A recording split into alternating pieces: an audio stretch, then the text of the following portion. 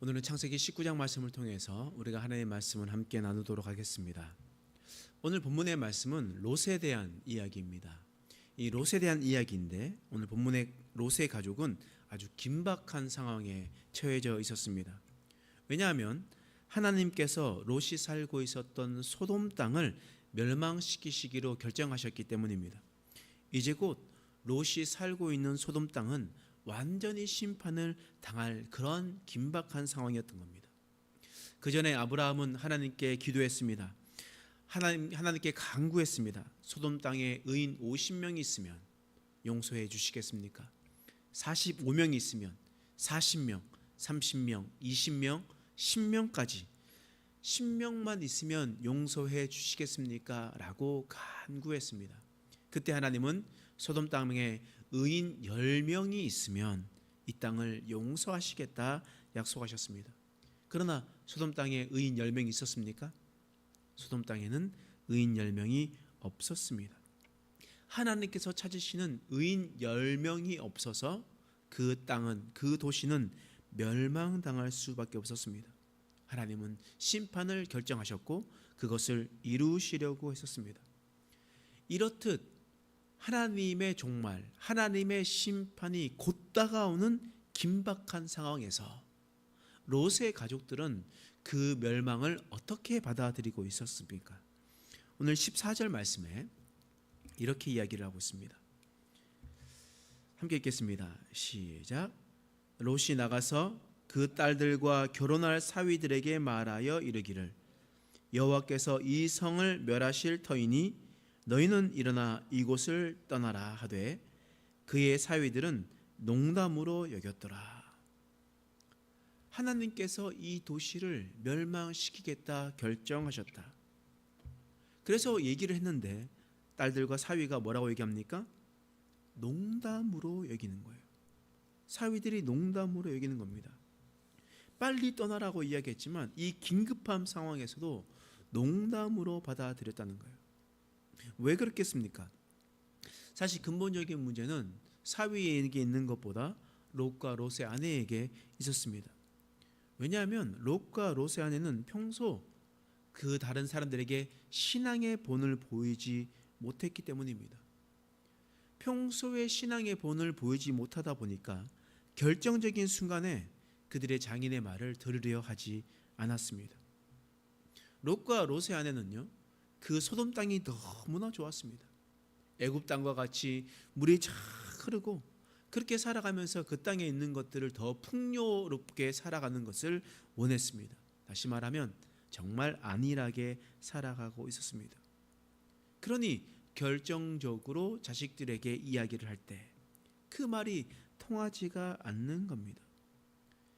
왜 롯과 롯의 아내가 안일하게 살아갔는가?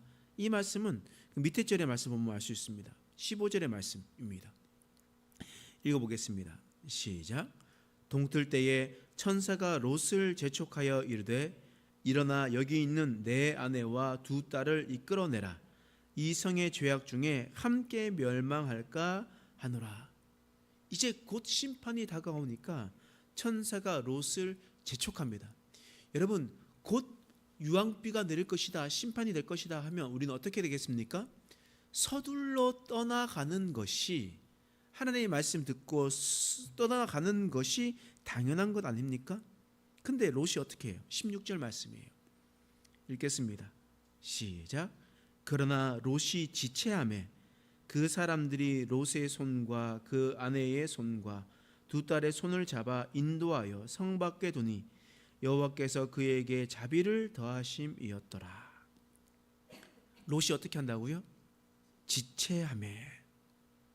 지금 곧 죽고 곧 심판당할 수 있는 그런 상황이었음에도 불구하고 그 땅을 떠나기를 머뭇거렸다는 겁니다.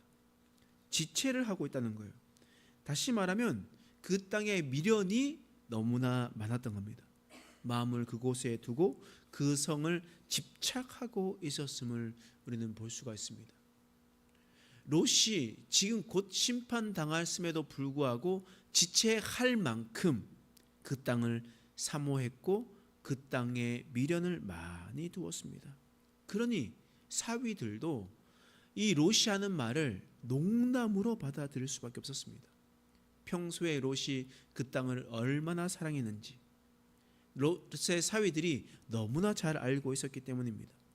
평소에 우리 장인이 얼마나 자신의 재산을 사랑하고 이성의 아름다움을 사랑하고 그렇게 살아가는지 너무나 잘 알고 있었기에 갑자기 이성이 멸망한다라고 이야기하는 장인의 말을 받아들일 수가 없었다라는 겁니다.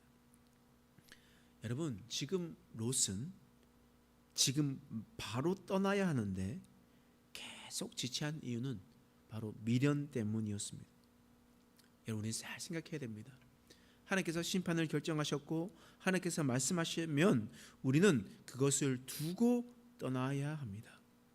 하나님께서 부르실 때 미련을 두지 않도록 우리는 마음을 늘 새롭게 매일매일 정리해야 되는 겁니다. 하나님께서 우리에게 그것을 말씀하시는 거예요. 만약에 그렇지 아니하면 어떻게 되겠습니까? 재촉할 때 하나님께서 재촉하여 부르실 때 미련이 남아서 지체하고 있으면 어떻게 되겠습니까? 여러분 26절 말씀이에요. 26절 롯의 아내의 모습입니다. 읽겠습니다. 시작. 롯의 아내는 뒤를 돌아보았으므로 소금 기둥이 되었더라. 롯의 아내가 뒤를 돌아보았습니다. 여러분, 뒤로 돌아보았다라는 것이 어떤 의미겠습니까? 그곳에 미련을 두고 있다라는 의미입니다.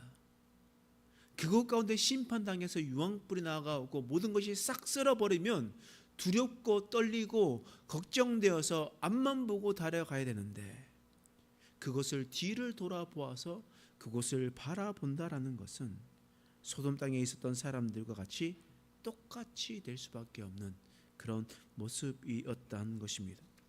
우리는 이것을 잘 기억해야 됩니다.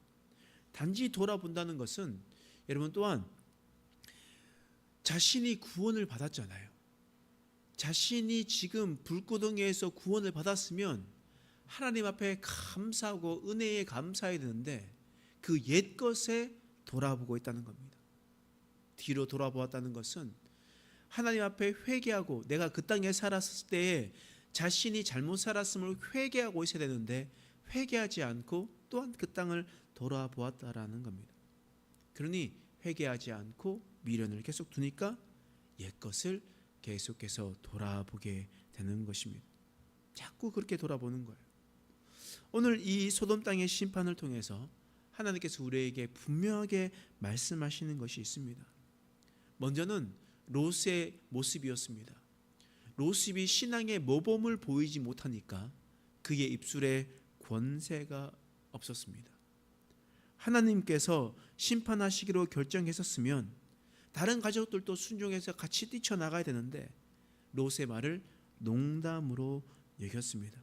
이것은 바로 롯이 신앙의 모범을 보이지 못했기 때문이었습니다. 또한 롯은 그 땅을 나오기를 지체했습니다. 왜 지체했겠습니까? 그 땅에 미련을 두었기 때문입니다. 롯의 아내가 왜 돌아보았습니까? 구원하신 하나님 은혜에 감사하지 못하고 또한 그 땅에 미련을 두었기 때문이었습니다. 그러니 소금 기둥으로 변화되게 되었던 것이었습니다. 오늘 말씀을 통해서 우리의 인생 가운데서도 자꾸 옛것에 미련을 두고 있지는 않는지, 우리가 다른 것들을 생각하며 내가 신앙의 모범을 보이고 있지는 않는지를 다시 한번 더 생각해 가면서 우리가 하나님의 말씀 가운데 서가는 저와 여러분 되시길 간절히 축원합니다. 기도하겠습니다. 하나님, 오늘 말씀을 통해서 하나님의 음성을 깨닫게 됩니다. 하나님, 우리가 이 세상을 살아갈 때 이 세상을 너무나 사랑해서 신앙의 모범을 보이지 않는 그런 롯과 같은 모습을 없애 주옵소서. 우리가 이 땅을 더 사랑하는 것이 아니라 하나님께서 구원하신 구원의 사랑을 더 깊이 느끼며 살아가는 인생 되게 하여 주시옵소서. 또한 기도하며 소망하는 것은 우리 인생 가운데 하나님께서 함께 하셔서 하나님 이제 앞으로의 삶 가운데서도 하나님을 기쁘시게 하는 자도 되게 하여 주시고 이 세상에 미련을 두는 것이 아니라 하늘나라에 소망을 두는 믿음의 백성 되게 하여 주시옵소서. 감사드리며 예수님의 이름으로 간절히 기도드립니다. 아멘.